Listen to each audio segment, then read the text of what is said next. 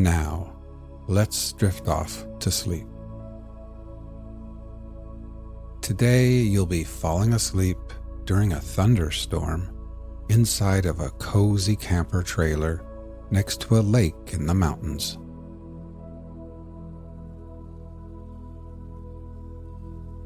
Imagine you are feeling exhausted, hot, and sweaty as you return to your camper.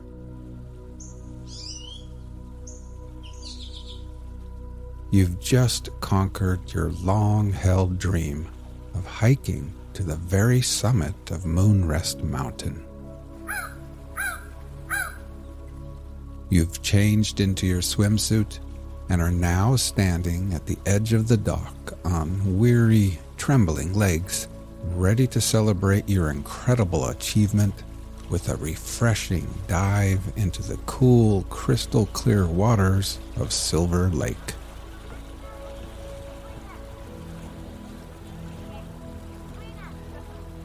With your arms raised above your head and ready to dive in, you glance at the slow-moving dark clouds on the horizon. Beads of sweat are still clinging to your forehead when you push off the dock and soar through the air before gliding perfectly into the water. The crisp, cool water envelops you, gently massaging your entire being. You can almost taste the clean, mineral freshness of the water as it washes away all the sweat, dust, and grime from your skin.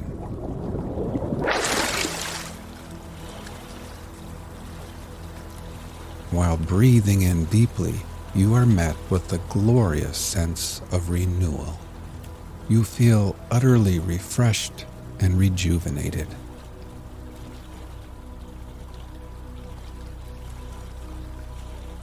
You swim back to the dock and climb the cool aluminum ladder.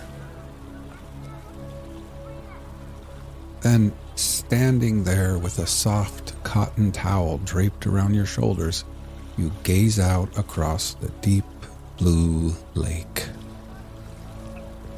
Here and there, motorboats, canoes, sailboats, and jet skis are now headed towards the shores.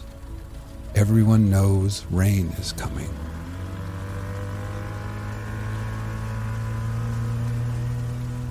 Kids wearing life vests and learning how to water ski are hoisted back into boats, and the small, colorful sails of dinghies flutter in the breeze as their little suntanned captains point them back towards land. Now, all toweled off and feeling a little bit chilled, you walk barefoot back to your camper ahead of the rain.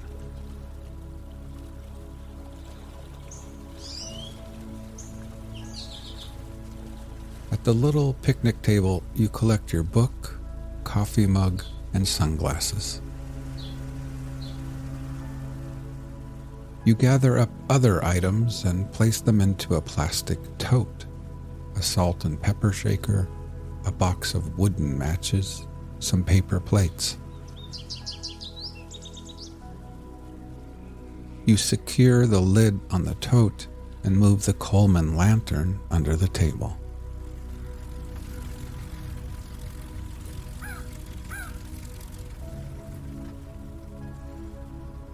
At the fire pit, you fold up your camping chair and tuck it below the protective cover of a tall ponderosa pine. Then you return to your camper, open the door, and step inside.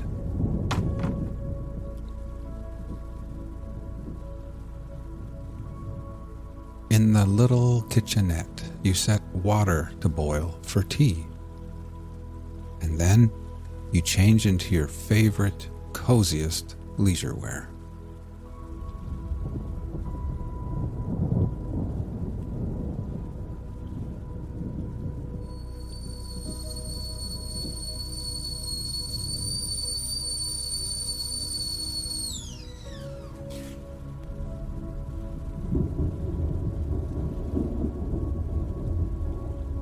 while the hot tea steeps, you settle at the quaint table and gaze out the window, watching as boats reach the shore and families hurry off to their campers and tents and cabins.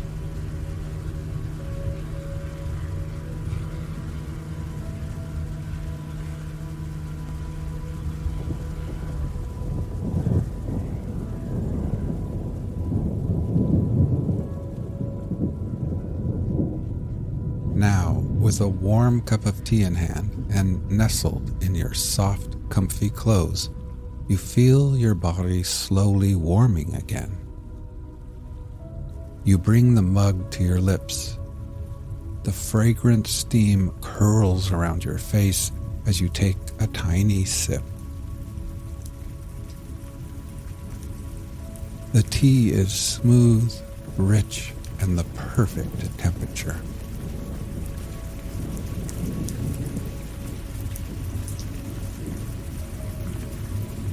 You take a bigger sip, and the tea flows down to your core, melting away the chill from the lake.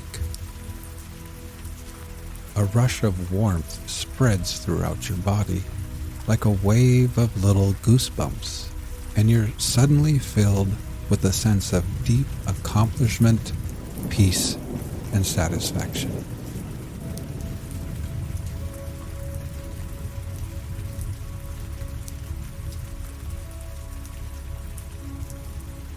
Now, as you sit here at Silver Lake, let's prepare for sleep. First, close your eyes and simply become aware of your breathing, feeling your chest gently rise and fall again.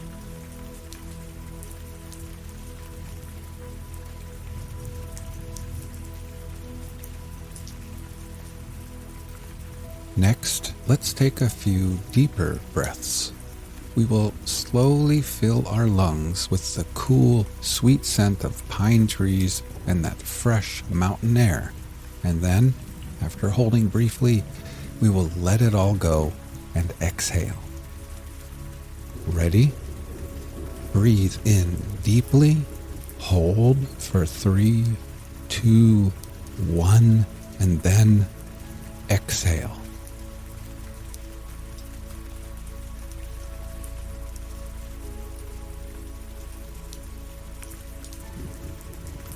One more time.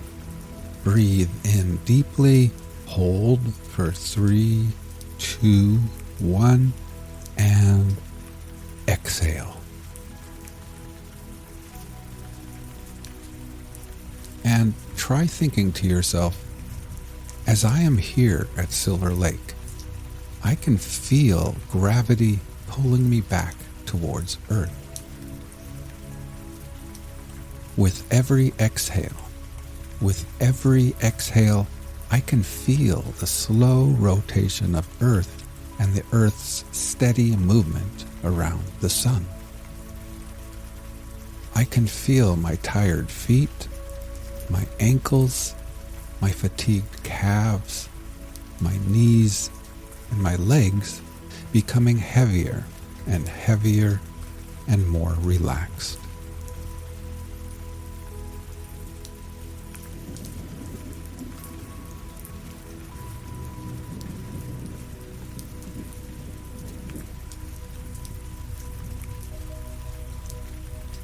You finish the last sip of your perfect tea, and then you pick up a little pencil and notebook resting on the table. With them in hand, you make your way to the sleeping nook at the other end of the camper, where you collapse heavily into the soft, wide bed.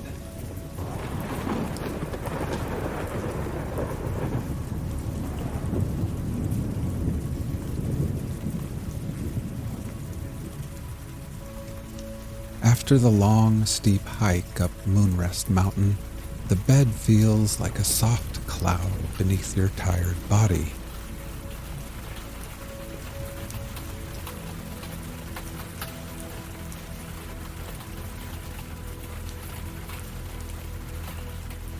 The little windows by the bed are cracked open, and your nostrils catch the pleasant scent of fresh rain on pine needles and moss.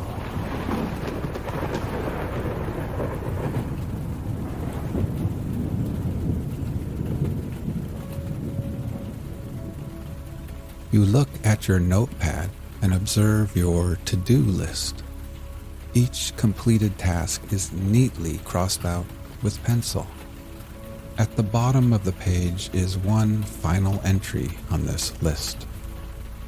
A smile creeps across your face as you take the pencil and begin scribbling over that last item: climb Moonrest Mountain.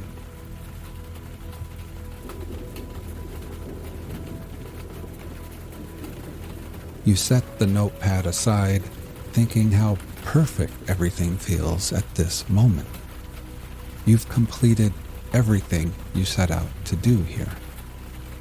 Tomorrow holds no obligations, and for now, everything is done, finished, and complete. You have earned this wonderful moment of absolute peace.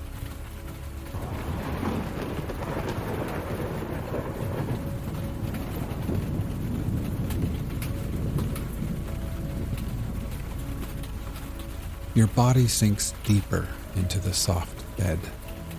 Every muscle relaxes from the tips of your fingers to the soles of your tired feet as you surrender to the peace and calm and take in the rich mountain air.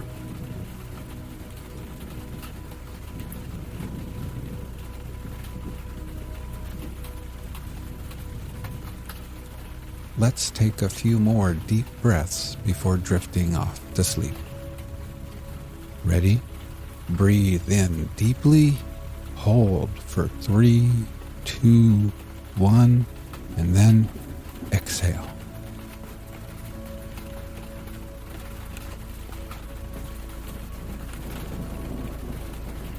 One more time. Breathe in deeply, hold for 3, 2, 1, and exhale.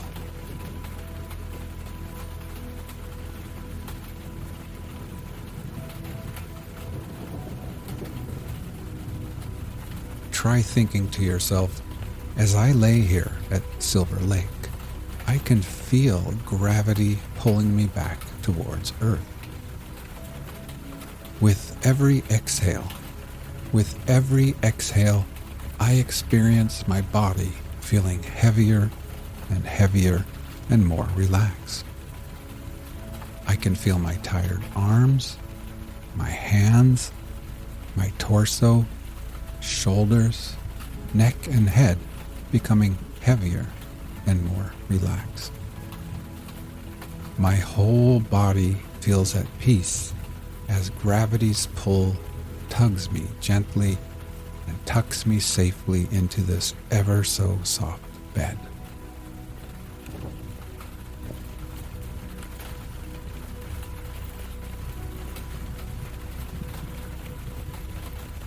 Now, feeling oh so satisfied, safe, accomplished, rejuvenated, sleepy, and happy, you reach over to a little transistor radio, tune it to your favorite station, then lay back and close your eyes.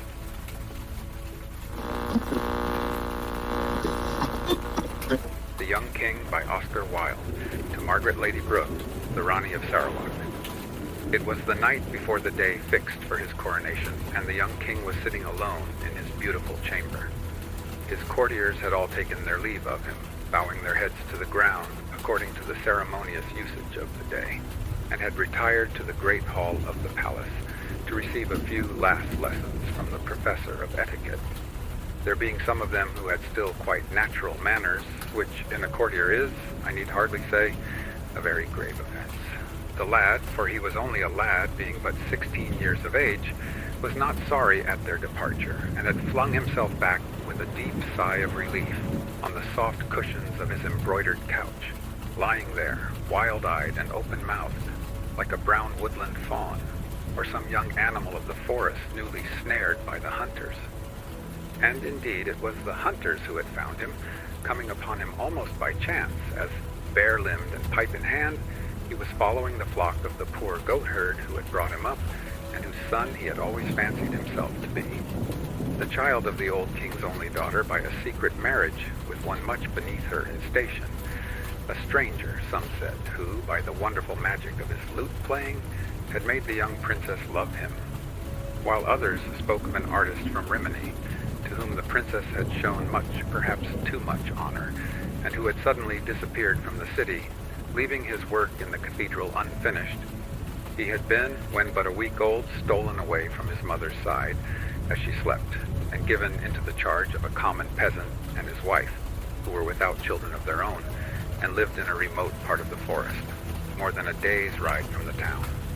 Grief, or the plague, as the court physician stated, or as some suggested, a swift Italian poison administered in a cup of spiced wine, slew within an hour of her wakening the white girl who had given him birth, and as the trusty messenger who bare the child across his saddle-bow stooped from his weary horse and knocked at the rude door of the goat-herd's hut, the body of the princess was being lowered into an open grave that had been dug in a deserted churchyard beyond the city gates, a grave where it was said that another body was also lying, that of a young man of marvelous and foreign beauty, whose hands were tied behind him with a knotted cord, and whose breast was stabbed with many red wounds.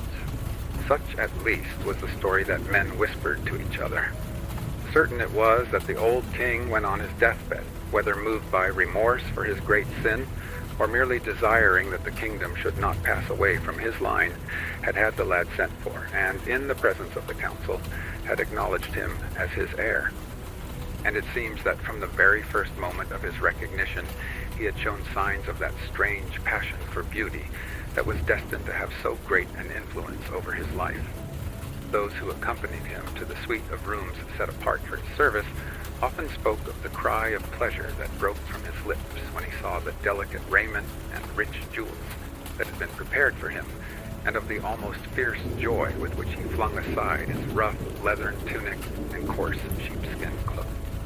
He missed indeed at times the fine freedom of his forest life, and was always apt to chafe at the tedious court ceremonies that occupied so much of each day.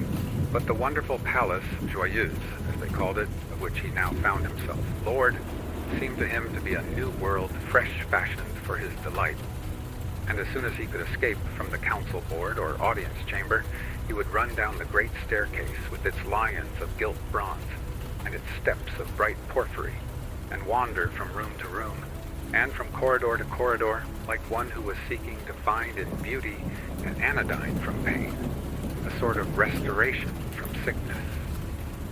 Upon these journeys of discovery, as he would call them, and indeed they were to him real voyages through a marvelous land, he would sometimes be accompanied by the slim, fair-haired court pages with their floating mantles and gay, fluttering ribbons. But more often he would be alone, feeling through a certain quick instinct, which was almost a divination, that the secrets of art are best learned in secret, and that beauty, like wisdom, loves the lonely worshiper. Many curious stories were related about him at this period. It was said that a stout burgomaster, who had come to deliver a florid oratorical address on behalf of the citizens of the town, had caught sight of him kneeling in real adoration before a great picture that had just been brought from Venice, and that seemed to herald the worship of some new gods. On another occasion, he had been missed for several hours, and after a lengthened search had been discovered in a little chamber in one of the northern turrets of the palace, gazing as one in a trance at a Greek gem carved with the figure of Adonis. He had been seen, so the tale ran, pressing his warm lips to the marble brow of an antique statue that had been discovered in the bed of the river on the occasion of the building of the stone bridge, and was inscribed with the name of the Bithynian slave of Hadrian. He had passed a whole night in noting the effect of the moonlight on a silver image of Endymion. All rare and costly materials had certainly a great fascination for him, and in his eagerness to procure them he had sent away many merchants, some to traffic for amber with the rough fisher folk of the North Seas, some to Egypt to look for that curious green turquoise which is found only in the tombs of kings, and is said to possess magical properties, some to Persia for silken carpets and painted pottery, and others to India to buy gauze and stained ivory, moonstones and bracelets of jade, sandalwood and blue enamel, and shawls of fine wool. But what had occupied him most was the robe he was to wear at his coronation, the robe of tissued gold, and the ruby-studded crown, and the scepter with its rows and rings of pearls. Indeed, it was of this that he was thinking tonight, as he lay back on his luxurious couch, watching the great pine-wood log that was burning itself out on the open hearth. The designs, which were from the hands of the most famous artists of the time, had been submitted to him many months before, and he had given orders that the artificers were to toil night and day to carry them out, and that the whole world was to be searched for jewels that would be worthy of their work. He saw himself in fancy standing at the high altar of the cathedral in the fair raiment of a king, and a smile played and lingered about his boyish lips, and lit up with a bright luster his dark woodland eyes. After some time he rose from his seat, and leaning against the carved penthouse of the chimney, looked round at the dimly lit room. The walls were hung with rich tapestries representing the triumph of beauty. A large press inlaid with agate and lapis lazuli filled one corner, and facing the window stood a curiously wrought cabinet with lacquer panels of powdered and mosaicked gold, on which were placed some delicate goblets of Venetian glass and a cup of dark-veined onyx. Pale poppies were broidered on the silk coverlet of the bed, as though they had fallen from the tired hands of sleep, and tall reeds of fluted ivory bear up the velvet canopy, from which great tufts of ostrich plumes sprang like white foam to the pallid silver of the fretted ceiling. A laughing narcissus in green bronze held a polished mirror above its head. On the table stood a flat bowl of amethyst. Outside he could see the huge dome of the cathedral, looming like a bubble over the shadowy houses, and the weary sentinels pacing up and down on the misty terrace by the river. Far away, in an orchard, a nightingale was singing. A faint perfume of jasmine came through the open window. He brushed his brown curls back from his forehead, and taking up a lute, let his fingers stray across the chords. His heavy eyelids drooped, and a strange languor came over him. Never before had he felt so keenly, or with such exquisite joy, the magic and the mystery of beautiful things. When midnight sounded from the clock tower, he touched the bell, and his pages entered and disrobed him with much ceremony, pouring rosewater over his hands and strewing flowers on his pillow. A few moments after that, they had left the room. He fell asleep. And as he slept, he dreamed a dream, and this was his dream. He thought that he was standing in a long, low attic, amidst the whir and clatter of many looms. The meager daylight peered in through the grated windows and showed him the gaunt figures of the weavers bending over their cases. Pale, sickly-looking children were crouched on the huge crossbeams. As the shuttles dashed through the warp, they lifted up the heavy battens, and when the shuttles stopped, they let the battens fall and pressed the threads together. Their faces were pinched with famine, and their thin hands shook and trembled. Some haggard women were seated at a table sewing. A horrible odor filled the place. The air was foul and heavy, and the walls dripped and streamed with damp. The young king went over to one of the weavers and stood by him and watched him. And the weaver looked at him angrily and said, "Why art thou watching me? Art thou a spy set on us by our master?" "Who is thy master?" asked the young king. "Our master," cried the weaver bitterly. "He is a man like myself. Indeed, there is but this difference between us, that he wears fine clothes while I go in rags, and that while I am weak from hunger, he suffers not a little from overfeeding." "The land is free," said the young king, "and thou art no man's slave." "In war," answered the weaver, "the strong make slaves of the weak, and in peace the rich make slaves of the poor. We must work to live, and they give us such mean wages that we die. We toil for them all day long, and they heap up gold in their coffers, and our children fade away before their time, and the faces of those we love become hard, We tread out the grapes, and another drinks the wine. We sow the corn, and our own board is empty. We have chains, though no eye beholds them, and are slaves, though men call us free. Is it so with all? He asked. It is so with all, answered the weaver, with the young as well as with the old, with the women as well as with the men, with the little children as well as with those who are stricken in years. The merchants grind us down, and we must needs do their bidding. The priest rides by and tells his beads, and no man has care of us. Through our sunless lanes creeps poverty with her hungry eyes, and sin with his sodden face follows close behind her. Misery wakes us in the morning, and shame sits with us at night. But what are these things to thee? Thou art not one of us. Thy face is too happy. And he turned away, scowling, and threw the shuttle across the loom. And the young king saw that it was threaded with a thread of gold. And a great terror seized upon him. And he said to the weaver, What robe is this that thou art weaving? It is the robe for the coronation of the young king, he answered. What is that to thee? And the young king gave a loud cry and woke, and lo, he was in his own chamber, and through the window he saw the great honey-colored moon hanging in the dusky air. And he fell asleep again and dreamed, and this was his dream. He thought that he was lying on the deck of a huge galley that was being rowed by 100 slaves. On a carpet by his side, the master of the galley was seated. He was black as ebony, and his turban was of crimson silk.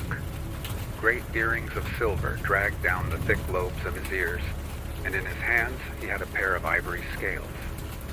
The slaves were naked but for a ragged loincloth, and each man was chained to his neighbor. The hot sun beat brightly upon them, and the Negroes ran up and down the gangway and lashed them with whips of hide. They stretched out their lean arms and pulled the heavy oars through the water. The salt spray flew from the blades. At last they reached a little bay and began to take soundings.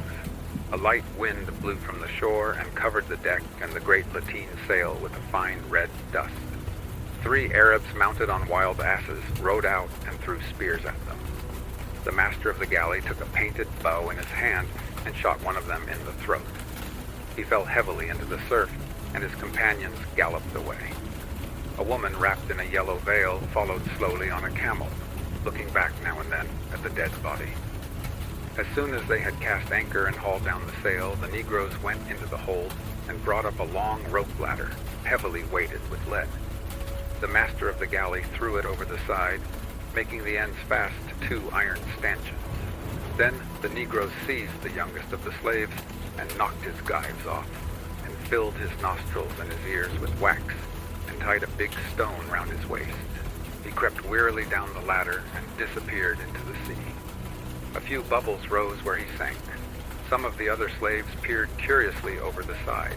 At the prow of the galley sat a shark charmer, beating monotonously upon a drum. After some time, the diver rose up out of the water and clung panting to the ladder with a pearl in his right hand. The Negroes seized it from him and thrust him back. The slaves fell asleep over their oars. Again and again he came up, and each time that he did so, he brought with him a beautiful pearl. The master of the galley weighed them and put them into a little bag of green leather. The young king tried to speak, but his tongue seemed to cleave to the roof of his mouth, and his lips refused to move. The Negroes chattered to each other and began to quarrel over a string of bright beads. 2 cranes flew round and round the vessel. Then the diver came up for the last time, and the pearl that he brought with him was fairer than all the pearls of Ormuz, for it was shaped like the full moon and whiter than the morning star. But his face was strangely pale, and as he fell upon the deck, blood gushed from his ears and nostrils. He quivered for a little, and then he was still. The Negroes shrugged their shoulders and threw the body overboard. And the master of the galley laughed, and reaching out, he took the pearl. And when he saw it, he pressed it to his forehead and bowed. "It shall be," he said, "for the scepter of the young king." And he made a sign to the Negroes to draw up the anchor. And when the young king heard this, he gave a great cry and woke. And through the window, he saw the long gray fingers of the dawn clutching at the fading stars. And he fell asleep again and dreamed, and this was his dream. He thought that he was wandering through a dim wood, hung with strange fruits and with beautiful poisonous flowers. The adders hissed at him as he went by, and the bright parrots flew screaming from branch to branch. Huge tortoises lay asleep upon the hot mud. The trees were full of apes, peacocks. On and on he went, till he reached the outskirts of the wood, and there he saw an immense multitude of men toiling in the bed of a dried-up river. They swarmed up the crag like ants. They dug deep pits in the ground and went down into them. Some of them cleft the rocks with great axes. Others grabbled in the sand. They tore up the cactus by its roots and trampled on the scarlet blossoms. They hurried about, calling to each other, and no man was idle. From the darkness of a cavern, Death and Avarice watched them, and Death said, "I am weary. Give me a third of them and let me go." But Avarice shook her head. "They are my servants," she answered. And Death said to her, "What hast thou in thy hand?" "I have 3 grains of corn," she answered. "What is that to thee?" "Give me one of them," cried Death, "to plant in my garden, only one of them, and I will go away." "I will not give thee anything," said Avarice, and she hid her hand in the fold of her raiment. And Death laughed, and took a cup, and dipped it into a pool of water, and out of the cup rose Ag. She passed through the great multitude, and a third of them lay dead. A cold mist followed her, and the water snakes ran by her side.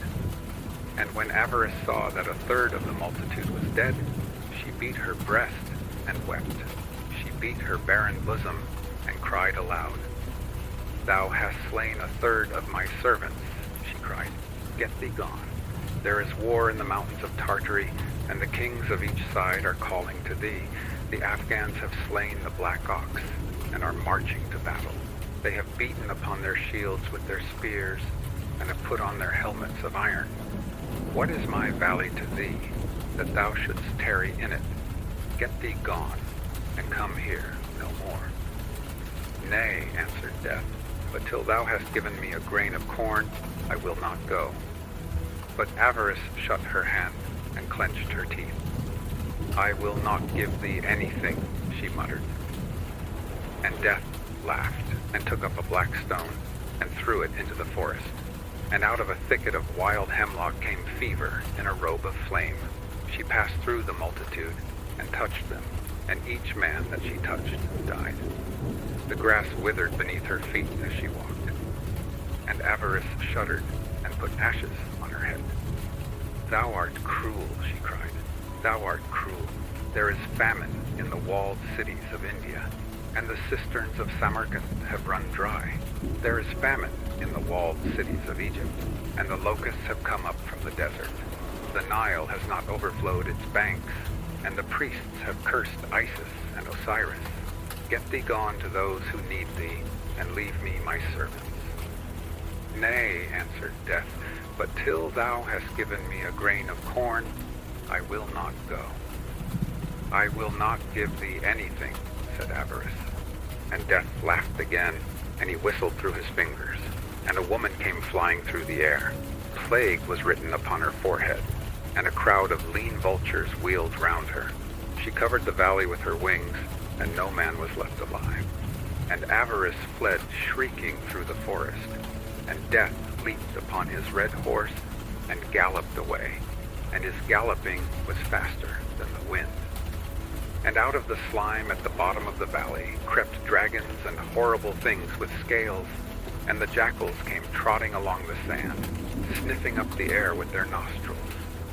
And the young king wept and said, "Who were these men, and for what were they seeking?" "For rubies or a king's crown," answered one who stood behind him. And the young king started, and turning round he saw a man habited as a pilgrim, and holding in his hand a mirror of silver, and he grew pale, and said, "For what king?" And the pilgrim answered, "Look in this mirror, and thou shalt see him." And he looked in the mirror, and seeing his own face, He gave a great cry and woke, and the bright sunlight was streaming into the room, and from the trees of the garden and pleasaunce the birds were singing. And the chamberlain and the high officers of state came in and made obeisance to him, and the pages brought him the robe of tissued gold, and set the crown and the scepter before him. And the young king looked at them, and they were beautiful. More beautiful were they than aught that he had ever seen. But he remembered his dreams, and he said to his lords, "Take these things away, for I will not wear them." And the courtiers were amazed, and some of them laughed, for they thought that he was jesting. But he spake sternly to them again, and said, "Take these things away, and hide them from me. Though it be the day of my coronation, I will not wear them. For on the loom of sorrow, and by the white hands of pain, has this my robe been woven. There is blood in the heart of the ruby, and death in the heart of the pearl." And he told them his 3 dreams. And when the courtiers heard them, they looked at each other and whispered, saying, "Surely he is mad. For what is a dream but a dream, and a vision but a vision? They are not real things that one should heed them. And what have we to do with the lives of those who toil for us? Shall a man not eat bread till he has seen the sower, nor drink wine till he has talked with the vine dresser?"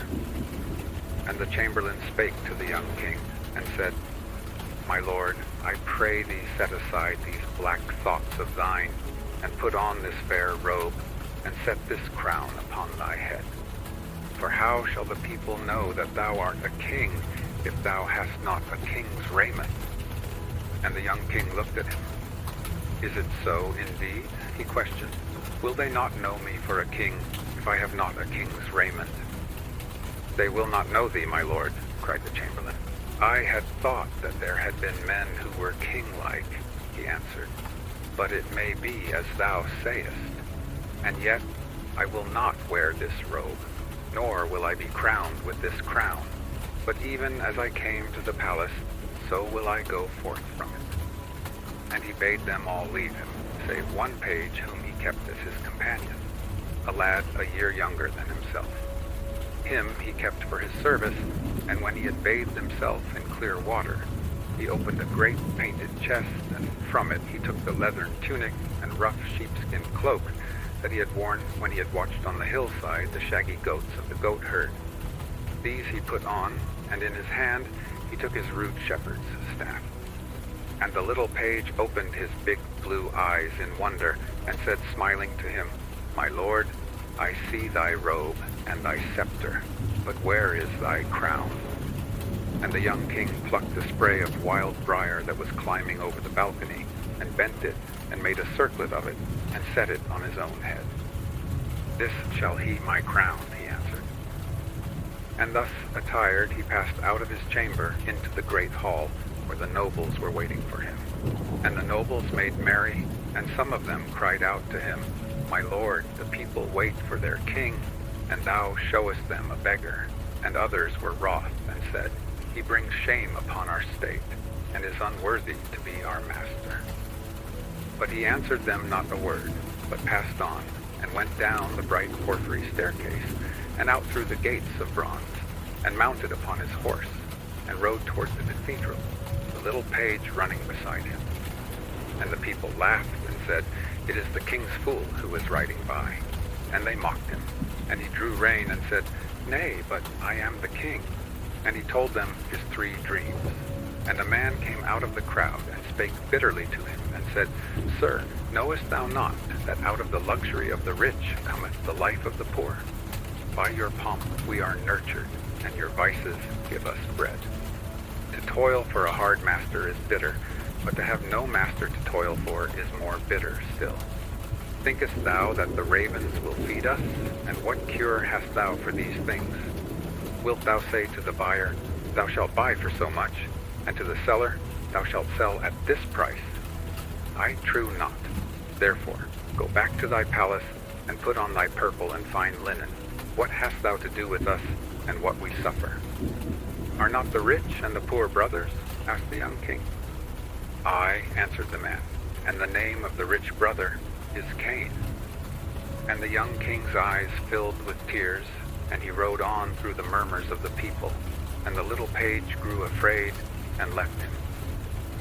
And when he reached the great portal of the cathedral, the soldiers thrust their halberds out and said, "What dost thou seek here? None enters by this door but the king." And his face flushed with anger, and he said to them, "I am the king," and waved their halberds aside and passed in. And when the old bishop saw him coming in his goatherd's dress, he rose up in wonder from his throne, and went to meet him, and said to him, "My son, is this a king's apparel? And with what crown shall I crown thee, and what scepter shall I place in thy hand? Surely this should be to thee a day of joy, and not a day of abasement." "Shall joy wear what grief has fashioned?" said the young king. And he told him his 3 dreams. And when the bishop had heard them, he knit his brows and said, "My son, I am an old man, and in the winter of my days, and I know that many evil things are done in the wide world. The fierce robbers come down from the mountains and carry off the little children and sell them to the Moors. The lions lie in wait for the caravans and leap upon the camels. The wild boar roots up the corn in the valley, and the foxes gnaw the vines upon the hill. The pirates lay waste the sea-coast and burn the ships of the fishermen and take their nets from them. In the salt marshes live the lepers. They have houses of wattled reeds, and none may come nigh them. The beggars wander through the cities and eat their food with the dogs. Canst thou make these things not to be? Wilt thou take the leper for thy bedfellow, and set the beggar at thy board? Shall the lion do thy bidding, and the wild boar obey thee? Is not he who made misery wiser than thou art? Wherefore I praise thee not for this that thou hast done, but I bid thee ride back to the palace, and make thy face glad, and put on the raiment that beseemeth a king, and with the crown of gold I will crown thee, and the scepter of pearl will I place in thy hand. And as for thy dreams, think no more of them. The burden of this world is too great for one man to bear, and the world's sorrow too heavy for one heart to suffer." "Sayest thou that in this house?" said the young king, and he strode past the bishop, and climbed up the steps of the altar, and stood before the image of Christ. He stood before the image of Christ, and on his right hand and on his left were the marvelous vessels of gold, the chalice with the yellow wine, and the vial with the holy oil. He knelt before the image of Christ, and the great candles burned brightly by the jeweled shrine, and the smoke of the incense curled in thin blue wreaths through the dome. He bowed his head in prayer, and the priests in their stiff copes crept away from the altar. And suddenly a wild tumult came from the street outside, and in entered the nobles with drawn swords and nodding plumes, and shields of polished steel. "Where is this dreamer of dreams?" they cried. "Where is this king who is apparelled like a beggar, this boy who brings shame upon our state? Surely we will slay him, for he is unworthy to rule over us." And the young king bowed his head again and prayed. And when he had finished his prayer, he rose up, and turning round he looked at them sadly.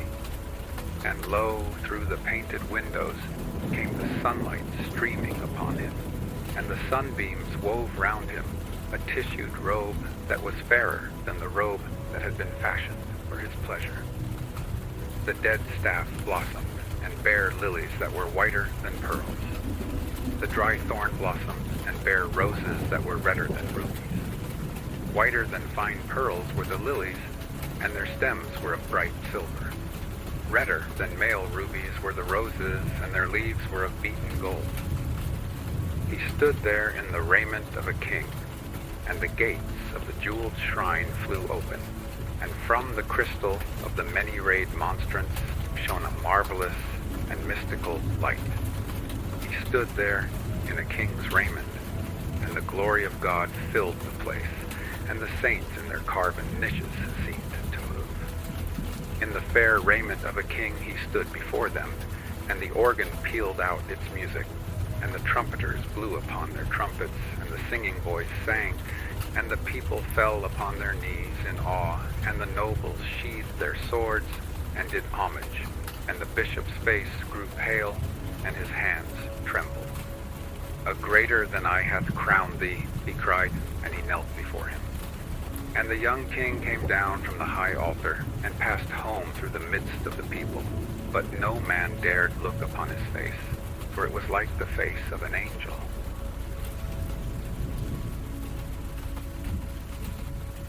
The Selfish Giant by Oscar Wilde. Every afternoon, as they were coming from school, the children used to go and play in the giant's garden. It was a large, lovely garden with soft green grass. Here and there over the grass stood beautiful flowers like stars, and there were 12 peach trees that, in the springtime, broke out into delicate blossoms of pink and pearl, and in the autumn bore rich fruit. The birds sat on the trees and sang so sweetly that the children used to stop their games in order to listen to them. "How happy we are here," they cried to each other. One day, the giant came back.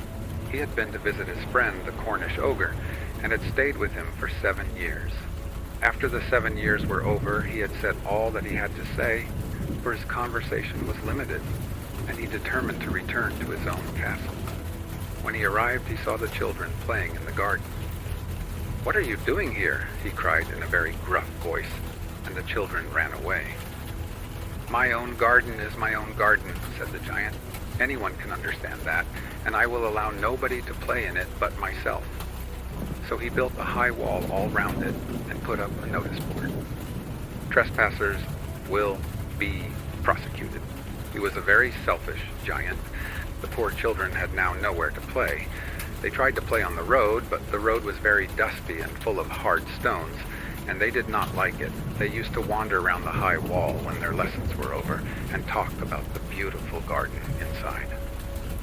"How happy we were there," they said to each other. Then the spring came, and all over the country there were little blossoms and little birds. Only in the garden of the selfish giant it was still winter. The birds did not care to sing in it, as there were no children, and the trees forgot to blossom. Once a beautiful flower put its head out from the grass, but when it saw the notice board, it was so sorry for the children that it slipped back into the ground again and went off to sleep. The only people who were pleased were the snow and the frost. "Spring has forgotten this garden," they cried, "so we will live here all the year round." The snow covered up the grass with her great white cloak, and the frost painted all the trees silver. Then they invited the north wind to stay with them, and he came. He was wrapped in furs, and he roared all day about the garden and blew the chimney pots down. "This is a delightful spot," he said. "We must ask the hail on a visit." So the hail came.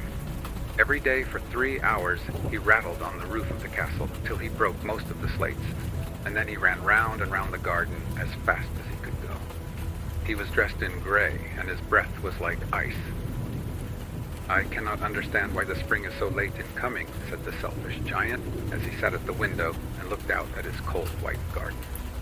"I hope there will be a change in the weather." But the spring never came, nor the summer. The autumn gave golden fruit to every garden, but to the giant's garden she gave none. "He is too selfish," she said. So it was always winter there, and the north wind, and the hail, and the frost, and the snow danced about through the trees. One morning the giant was lying awake in bed when he heard some lovely music. It sounded so sweet to his ears that he thought it must be the king's musicians passing by. It was really only a little linnet singing outside his window, but it was so long since he had heard a bird sing in his garden that it seemed to him to be the most beautiful music in the world. Then the hail stopped dancing over his head, and the north wind ceased roaring, and a delicious perfume came to him through the open casement. "I believe the spring has come at last," said the giant, and he jumped out of bed and looked out. What did he see? He saw a most wonderful sight. Through a little hole in the wall the children had crept in, and they were sitting in the branches of the trees. In every tree that he could see, there was a little child, and the trees were so glad to have the children back again that they had covered themselves with blossoms and were waving their arms gently above the children's heads. The birds were flying about and twittering with delight, and the flowers were looking up through the green grass and laughing. It was a lovely scene, only in one corner it was still winter. It was the farthest corner of the garden, and in it was standing a little boy. He was so small that he could not reach up to the branches of the tree, and he was wandering all round it, crying bitterly. The poor tree was still quite covered with frost and snow, and the north wind was blowing and roaring above it. "Climb up, little boy," said the tree, and it bent its branches down as low as it could, but the boy was too tiny, and the giant's heart melted as he looked out. "How selfish I have been," he said. "Now I know why the spring would not come here. I will put that poor little boy on the top of the tree, and then I will knock down the wall, and my garden shall be the children's playground forever and ever." He was really very sorry for what he had done. So he crept downstairs and opened the front door quite softly and went out into the garden. But when the children saw him, they were so frightened that they all ran away, and the garden became winter again. Only the little boy did not run, for his eyes were so full of tears that he did not see the giant coming. And the giant stole up behind him and took him gently in his hand and put him up into the tree. And the tree broke at once into blossom, and the birds came and sang on it, and the little boy stretched out his 2 arms and flung them round the giant's neck and kissed him. And the other children, when they saw that the giant was not wicked any longer, came running back, and with them came the spring. "It is your garden now, little children," said the giant, and he took a great axe and knocked down the wall. And when the people were going to market at 12 o'clock, they found the giant playing with the children in the most beautiful garden they had ever seen. All day long they played, and in the evening they came to the giant to bid him goodbye. "But where is your little companion?" he said, "the boy I put into the tree." The giant loved him the best because he had kissed him. "We don't know," answered the children. "He has gone away." "You must tell him to be sure and come here tomorrow," said the giant. But the children said that they did not know where he lived and had never seen him before, and the giant felt very sad. Every afternoon when school was over, the children came and played with the giant, but the little boy whom the giant loved was never seen again. The giant was very kind to all the children, yet he longed for his first little friend, and often spoke of him. "How I would like to see him," he used to say. Years went over, and the giant grew very old and feeble. He could not play about any more, so he sat in a huge armchair and watched the children at their games and admired his garden. "I have many beautiful flowers," he said, "but the children are the most beautiful flowers of all." One winter morning he looked out of his window as he was dressing. He did not hate the winter now, for he knew that it was merely the spring asleep and that the flowers were resting. Suddenly he rubbed his eyes in wonder and looked and looked. It certainly was a marvelous sight. In the farthest corner of the garden was a tree quite covered with lovely white blossoms. Its branches were all golden, and silver fruit hung down from them, and underneath it stood the little boy he had loved. Downstairs ran the giant in great joy, and out into the garden. He hastened across the grass and came near to the child. And when he came quite close, his face grew red with anger, and he said, "Who hath dared to wound thee?" For on the palms of the child's hands were the prints of 2 nails, and the prints of 2 nails were on the little feet. "Who hath dared to wound thee?" cried the giant. "Tell me, that I may take my big sword and slay him." "Nay," answered the child, "but these are the wounds of love." "Who art thou?" said the giant, and a strange awe fell on him, and he knelt before the little child. And the child smiled on the giant and said to him, "You let me play once in your garden. Today you shall come with me to my garden, which is paradise." And when the children ran in that afternoon, They found the giant lying dead under the tree, all covered with white blossoms.